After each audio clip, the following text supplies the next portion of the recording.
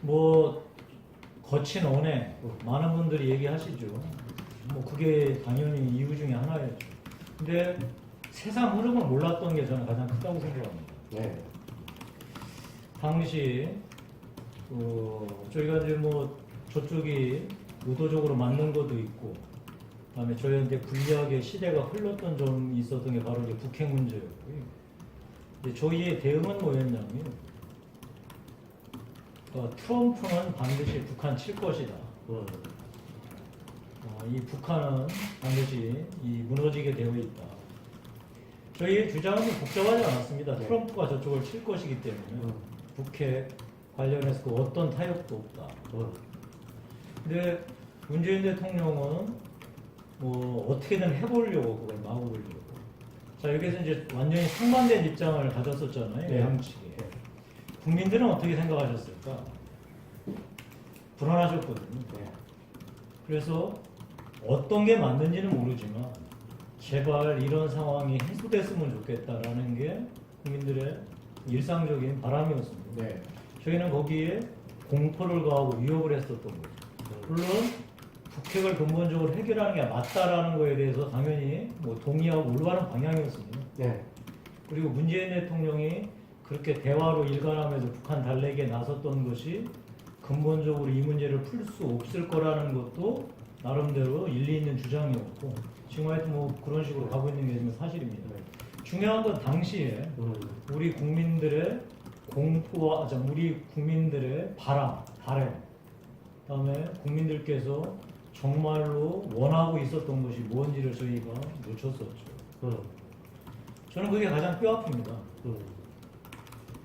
그리고 경제 문제에 있어서도요. 그 당시에는 경제 문제는 크게 이제 드러나지 않았지만 사실은 저희들이 정말 설득력 있게 이 문재인 정부가 펼치고 있는 이 포퓰리즘이 어떤 결과를 갖고 올 것인지에 대해서 그냥 무조건 문재인 포퓰리즘 잘못됐다라고 하는 게 아니라 저희가 더디지만 매우 실증적이고 구체적인 데이터를 들이대면서 얘기를 하고 그거에 대안들을 내놓는 노력들을 했어야 되는데, 그러니까 저희는 뭐 그냥 공격이 최우선이다라고 하는 거 이외에는 사실 아무것도 사실상 한 게 없다시피 할 정도의 그런 거였다는 거예요. 그래서 뭐 지방선거가 전반적으로 매우 불리한 구조이기는 했지만, 그리고 아까 거친 언행 지도부의 문제도 있었지만, 근본적으로 우리 당 전부가 국민의 기본적인 바람, 시대적 흐름을 저는 읽지 못했다라는 문제예요. 뭐 가장 중요한 건 스스로 통감하고 책임 있는 사람들이 물러나주는 게 가장 좋겠죠.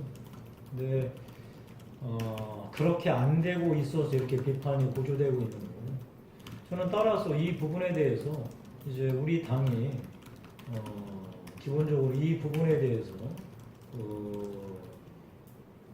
이제 여러 가지 저희 이제 제도를 통해서 뭐 할 텐데, 그 제도의 가장 핵심은 결국 각급 선거를 앞두고서 결국 이제 공천을 통해서 그 책임을 묻게 마련 아니겠습니까? 네.